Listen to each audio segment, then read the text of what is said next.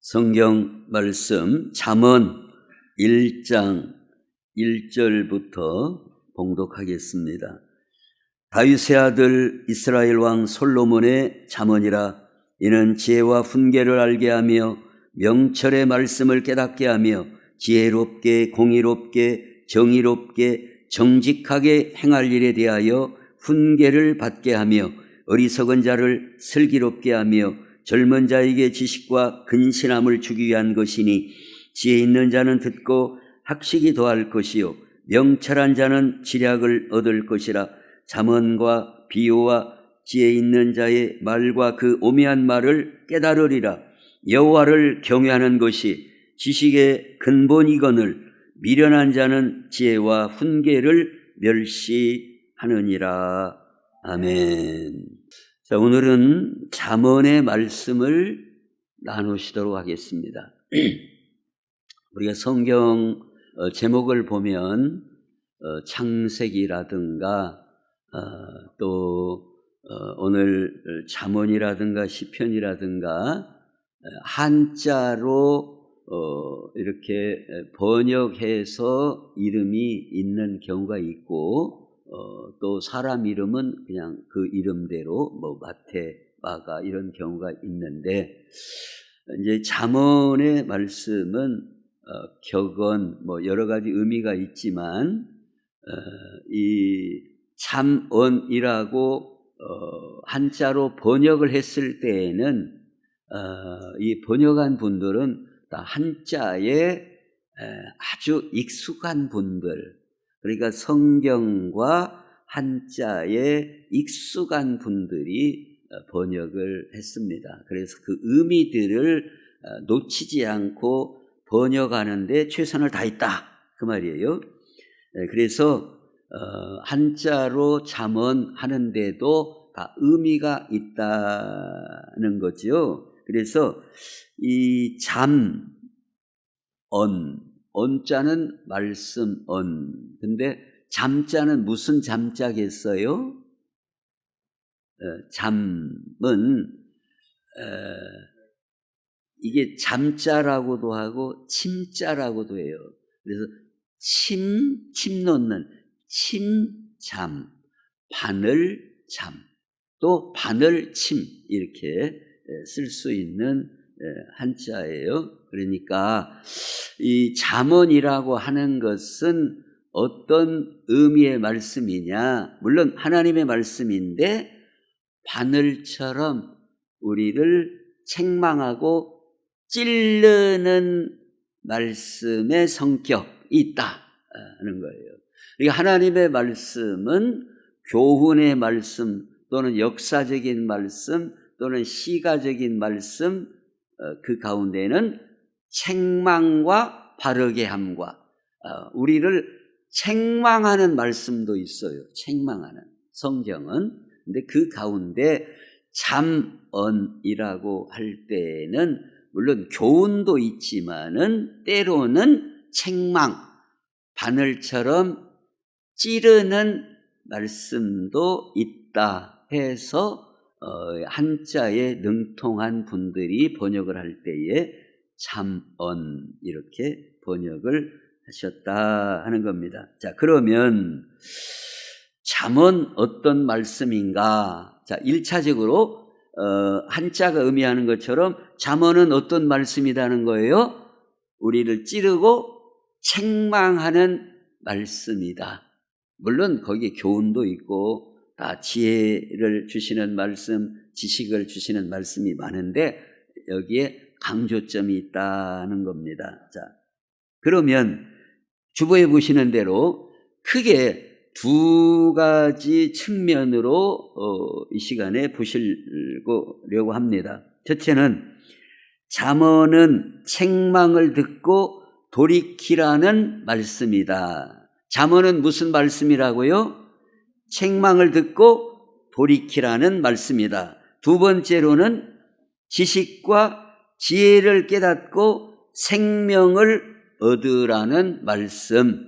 물론 이 두 가지가 잠언 전체를 다 담을 수 있다고는 볼 수 없으나 오늘 시간에 한정된 시간에 우리는 이 잠언은 어떤 말씀이냐 할 때 이 두 가지 강조하는 말씀에 집중해서 말씀을 보시자 하는 겁니다. 자, 그러면 1번 잠언은 책망을 듣고 돌이키라는 말씀인데 잠언 1장 23절부터 보시면은 나의 책망을 듣고 어쩌라? 돌이키라. 나의 책망을 듣고 돌이키라. 보라, 내가 나의 영을 너희에게 부어주며 내 말을 너희에게 보이리라. 내가 불렀으나 너희가 듣기 싫어하였고. 자, 우리 인간을 제일 잘 아시는 분이 누구이겠어요? 하나님이시죠. 우리를 만드셨기 때문에 우리 사람에 대해서 가장 잘 아시는 분이 하나님. 내가 나를 잘 알겠어요? 물론 내가 나를 안다고 하지만 잘 모르는 부분도 많아요. 착각하는 부분도 있어요. 나를 잘 만드시고 나를 가장 잘 아시는 분은 하나님이세요. 그런데 우리 인간에게 가장 큰 문제가 뭐냐? 그것은 하나님의 말씀을 안 듣는다는 거예요. 안 들어요, 말씀을. 그래서 특별히 잠언서에서 강조하고 있는 부분은 하나님의 말씀을 잘 듣고 또는 책망하는 말씀을 듣고 돌이키라, 회개하고 방향을 돌이키라. 그러면 우리가 산다는 거예요. 그런데 이제 이 부분을, 이게 아주 굉장히 중요한 부분인데 귀를 기울여 들으시기를 바라요. 이 부분이 왜 중요한가 한번 잘 들어보세요. 이제 그 주보에도 보신 것처럼 사무엘상 15장에 보면은 사울 왕하고 다윗 왕이 나오는데 대조적이에요. 두 사람은 어떤 면에서 대조적인가? 여러 면에서 대조적인데 사울 왕은 하나님의 말씀을 잘 안 들어요. 잘 안 들어요. 그래서 사무엘 선지자를 통해서 주시는 말씀이 오늘 본문에 보면 순종이 제사보다 낫고, 이제 거기 줄친데 있잖아요. 그 15장 22절부터 보면 사무엘이 이르되 여호와께서 번제와 다른 제사를 그의 목소리를 청종하는 것을 좋아하심같이 좋아하시겠나이까. 청종이 뭔 뜻이에요? 듣는다 그 말이에요. 이게 하나님은 어떤 제사보다, 번제보다도 하나님의 목소리에 청종하는 거, 듣고 순종하는 거, 그걸 좋아하신다 이거예요. 그래서 순종이 제사보다 낫고 듣는 것이 순양의 기름보다 나으니 이는 거역하는 것은 점치는 죄와 같고. 사람이 큰 문제가 뭐냐면은 안 듣는다는 거예요.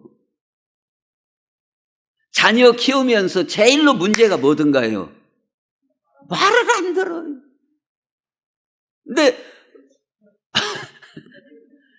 하나님 앞에 우리 인간도 성경을 통해서 제일 강조하고 하는 말씀이 하나님 말씀을 잘 들으라. 이게 들으라는 것은 귀가 듣습니다. 그 말이 거기만 그치는 게 아니라 듣고 순종하라 그 말이에요.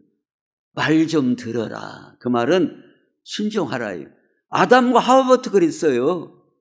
하나님께서 선악과 먹지 말라 했는데 어째요? 안 들어요. 그 귀로 안 들었다는 거예요?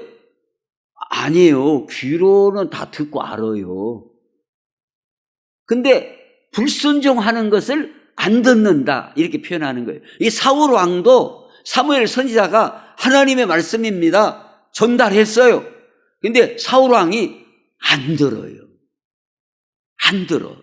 그러니까 순종이 제사보다 낫고 듣는 것이 순양의 기름보다, 그 제물의 기름보다 나은데, 왜 당신은, 사울왕 당신은 하나님 말씀을 안 듣습니까? 왜 순종하지 않습니까? 그걸 책망하고 있는 것을 보여줘요. 그런데 다윗은 사울왕과 다른 점이, 대조적인 점이 뭐냐면, 사무엘하 12장 7절에 나단이 다윗에게 이르되 당신이 그 사람이라, 지금 내용을 다 안 썼습니다마는 요약하자면 다윗이 범죄했어요. 우리야 자기 참 충성스러운 신하도 앞장서 가지고 죽이고, 그 아내를 뺏고, 그리고 입 싹 닦고, 모르는 척, 숨기는 척. 그러나 누가 다 잘 아신다고요? 하나님은 다 아시고 나단 선지자를 하나님이 보내셨어요. 그리고는 예를 들어서 이런 사람이 있는데, 그랬더니 다윗이 뭣도 모르고 허이 그런 나쁜 놈이 있냐고 그랬더니, 너 당신이요, 당신 멀리 갈 것이 없이. 그러니까 다윗이 그냥 그 자리에서 무릎을 꿇어요. 이게 사울왕과 다른 점이다 이거예요. 당신이요, 그 사람이. 그럴 때까지도 다윗이 눈치를 못 챘어요. 나단 선지자가 이러고 저러고 말할 때에 그 의도를 처음에는 몰랐어요. 뭔 소리 하려고 그러는가를 못 알아먹었어요. 끝판에 가서 그게 그 인간이 당신이요. 그러면 자 보세요. 그 다윗이 그 밧세바를 오라 가라 어쩌고 저쩌고 할 때 다윗이 꼬마둥이 같이 쭉 가서 야 나봐라 그랬겠어요? 누구 저 사람 시켜서 했겠어요? 시켜서 했죠. 자기 측근 몇 사람은 다 알고 있는 거예요. 근데 왜 말을 못해요?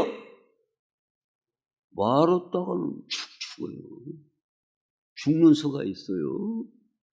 자기 혼자 다 한 일이 아니, 물론 자기는 모른다고 사람들이 모른다고 생각하지만 자기가 다 문 앞에 가서 계세요 그런 건 아니거든. 다 신하를 시켜서 왔다 갔다 하고 다 어쩌고 저쩌고 다 그것이 다 시중 드는 사람들이 다 있다 그 말이에요. 그 안에는. 그러니까 알죠. 거기에 그 아주 가까이서 경호를 하거나 가까이서 요새 말로 비서실 이런 데 다 아는 거예요. 근데 그 사람들이 뻥끗을 못하는 것은 옛날에 왕이 절대 권력을 갖고 있기 때문에 죽여요. 나단 선지자 놓칠 수 있어요? 죽여라 하면 죽는 거예요. 이 선지자는 죽을 각오를 하고 하나님의 말씀이기 때문에 전했는데, 다윗이 다행인 것은 하나님 말씀이 그렇습니까? 그 자리에서 무릎을 꿇고, 이게 바로 그가 긍휼을 입을 수 있는 길이었다 하는 거예요. 자, 그러면 쉽게 말해서 나단 선지자를 통하여 책망을 들었다 그 말이에요. 책망을. 그런데 다시 이 주보를 보시면은 주보에 잠언 1장 23절부터 이 중요한 부분이에요. 나의 책망을 듣고 돌이키라. 보라, 내가 무엇을 너희에게? 나의 영을 너희에게 부어주며 내 말을 너희에게 보이리라. 자, 우리 인간은 잘 들어보세요. 인간은 자기가 자기를 알 수 없고 자기가 스스로 진리를 깨달을 수 없어요. 이게 이해가 돼야 됩니다. 인간은 자기 스스로 깨달을 수 없고 자기 스스로 진리를 알 수 없어요. 이제 이것을 할 수 있다고 하는 사람들이 불교나 무슨 물론 철학자들도 다 그런 건 아니지만 인간의 어떤 연구와 노력과 수양과 어떤 수단과 방법을 동원해서 진리에 이르고 어떤 이데아에 이르고 이런 말을 하는 사람이 있지만은 도달한 사람이 없어요. 왜 그러느냐? 인간은 이미 죄 가운데 있어요. 죄 가운데 있어요. 하나님과 담이 단절되어 있어요. 그래서 자 보세요. 빛이 없으면은 글씨를 알아먹을 수가 없는 거예요. 캄캄하면 이렇게 더듬어 이렇게 생겼구나 이런 짐작만 할 뿐이지 이 물체에 대하여 자신에 대하여 진리에 대하여 알 수 없어요. 그러나 하나님의 성령이 진리의 빛을 비춰주셔야만 그것을 성령의 조명, 빛을 비춰주셔야만 우리는 보게 되고 깨닫게 되는 거다. 그러니까 사도 바울 되기 전에 사울이 자기가 잘하는 줄 알고 자기가 무슨 고창한 줄 알고 예수 믿는 사람들이 이런 미련한 사람들이 어디 갔냐 하고 자기가 잘못 생각하면서도 잘하는 줄 알고 막 잡아 가두는데 어쩌고 막 앞장서고 막 다메섹까지 막 쫓아가고 그런데 드디어 하늘로부터 강한 빛이 비치고 부활하신 주님의 음성이 들릴 때 비로소 깨달은 거예요. 그 예수님이 부활하셨구나. 내가 잘못 생각했구나. 내가 잘못 알았구나. 예수님이 메시아구나. 그걸 알은 거예요. 주님이 말씀해 주시고 진리의 빛을 비추지 않으시면 이게요. 사울은 그러니까 신약시대에 지금 바울이 된 대단한 사람이에요. 오늘날로 쳐도 공부를 많이 한 사람이에요. 그래도 모른다 그 말이에요. 그 사람도 구약을 많이 읽은 사람이에요. 그리고 다른 책도 많이 본 사람이에요.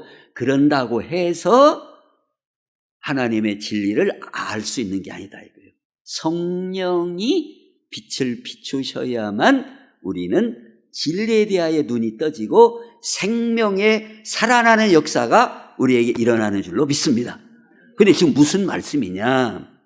책망을 듣고 돌이킬 때 나의 영을 너희에게 부어준다 그 말이에요. 그러니까 하나님의 말씀을 듣고 내가 잘못했으면 책망하는 말씀을 내가 달게 듣고 순종할 때에 하나님은 깨닫는 빛을 비춰주신다 그 말이에요.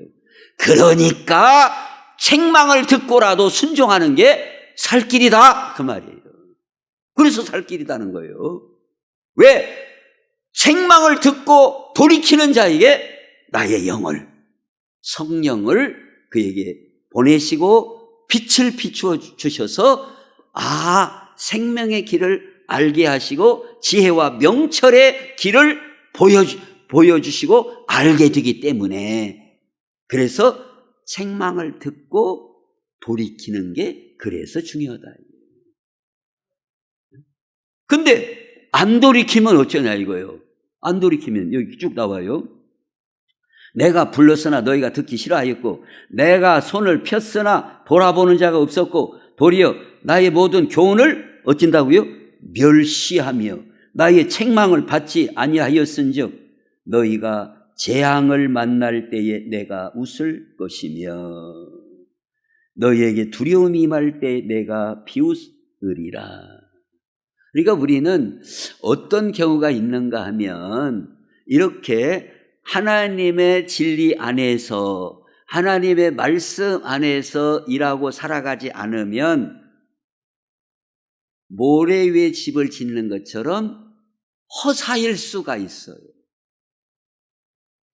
허사일 수. 제가 어제도 허사를 했어요. 허사를. 알량한 생각으로, 우리는 자기 나름대로는, 내가 생각을 막 이렇게 거창하게 잘하는 줄 알아요. 깜냥에. 쥐뿔도 아닌 것이, 쥐뿔도 아닌 것이 자기는 거창하게 생각한 줄 아는 거예요.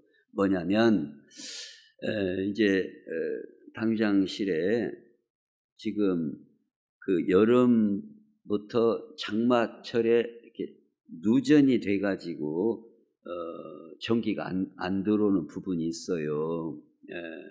그래서 이제 내가, 전기 면허는 없지만은, 이렇게 다 해보고 쪼쪼쪼 해봤더니, 불까지, 전등 위에 천장까지는, 지장이 없어요. 근데 이제 여기 이쪽에가 이제 문제가, 있더라고요. 이쪽에 문제가 있는 거예요. 그래서,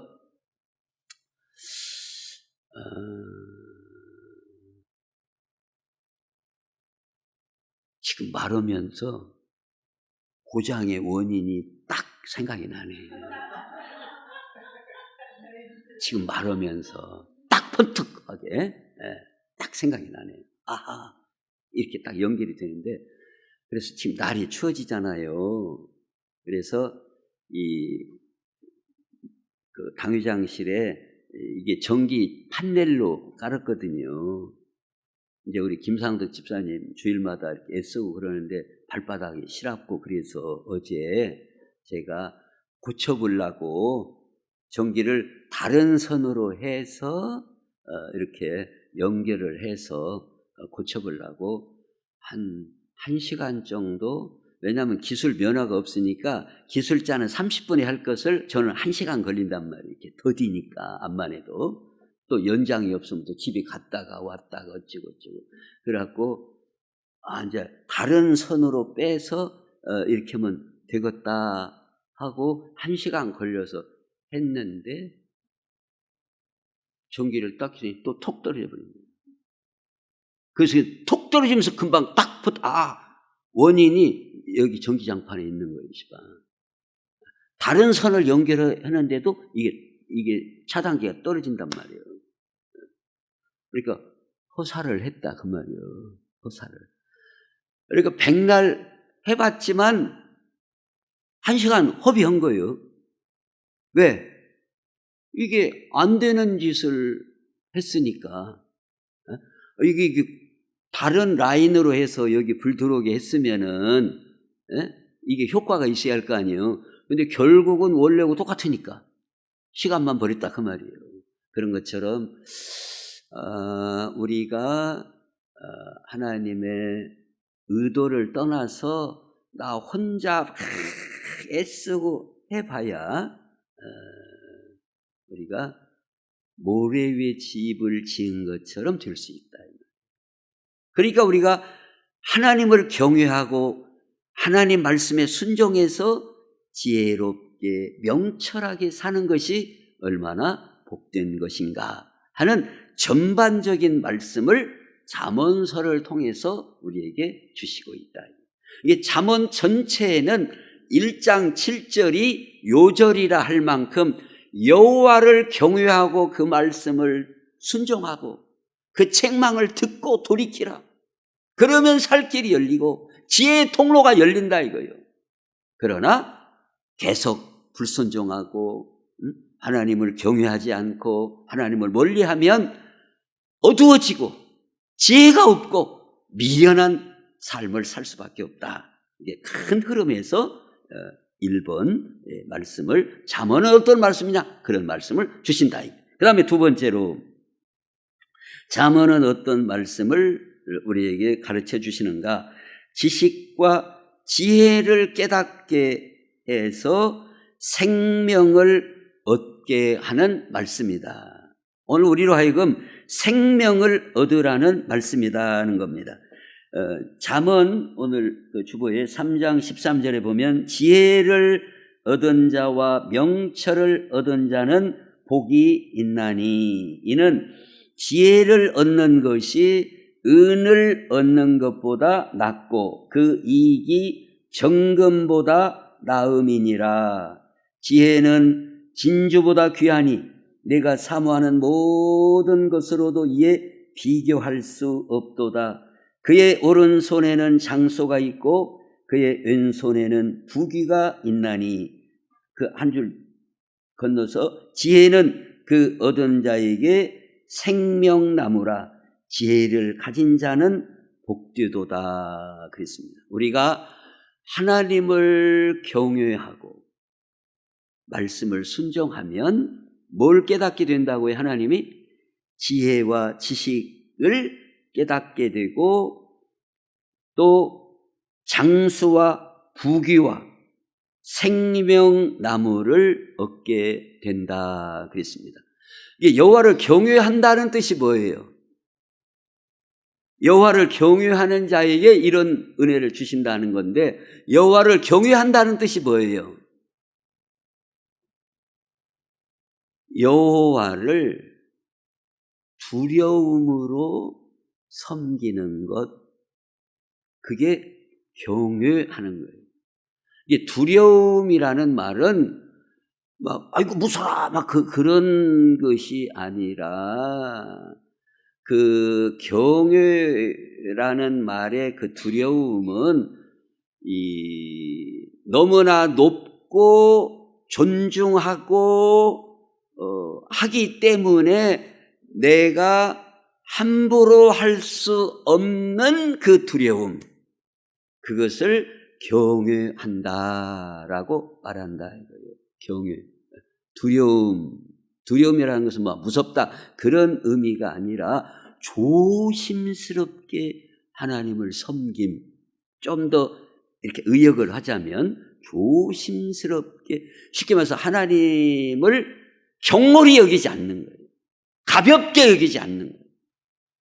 하나님을 조심하여 섬김. 이게 바로 하나님을 경외하는 자는 지식을 얻게 되고 지혜의 통로가 열리게 된다는 거예요. 지혜의 근본이 뭐예요? 하나님이 주셔야 돼요.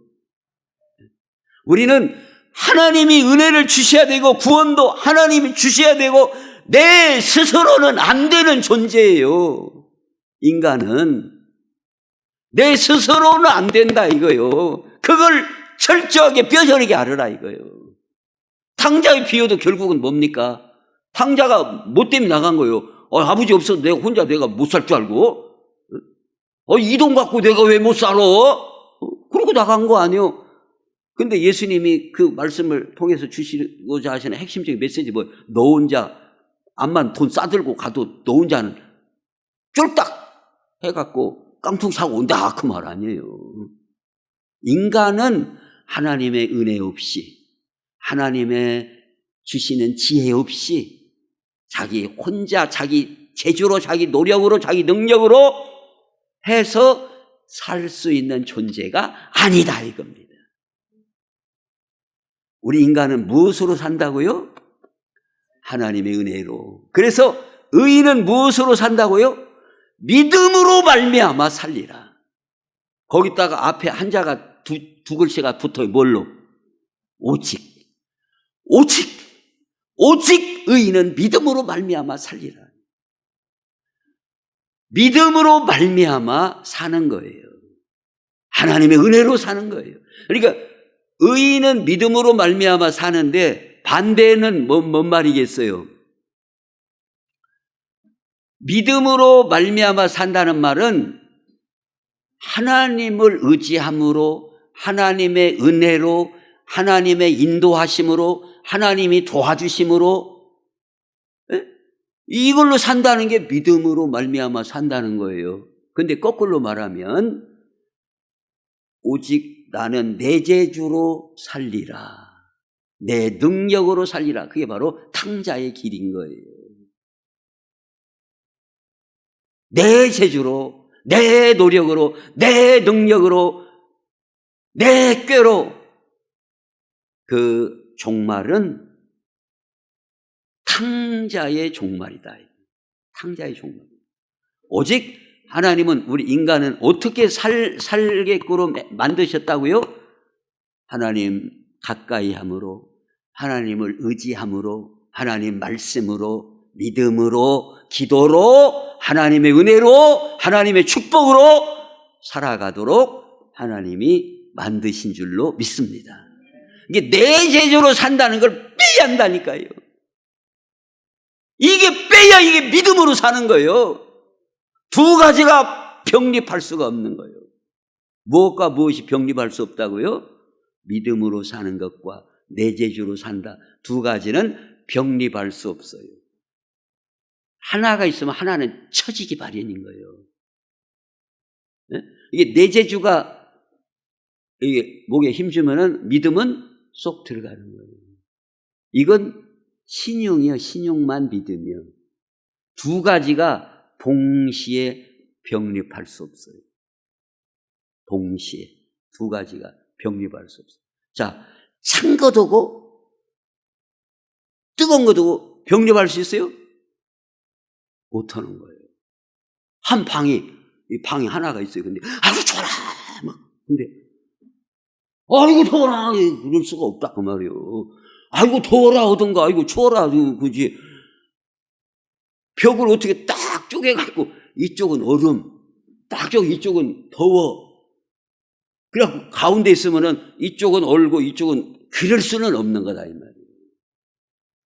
믿음으로 살든지 내 재주로 살든지 둘 중에 하나인 거예요. 근데 믿음으로 말미암아 살리라는 것은 성경에 있기 때문에 익숙해요. 근데 실제로는 내 재주로 살아. 근데 여기다가 간판은 뭐라고 붙였어요?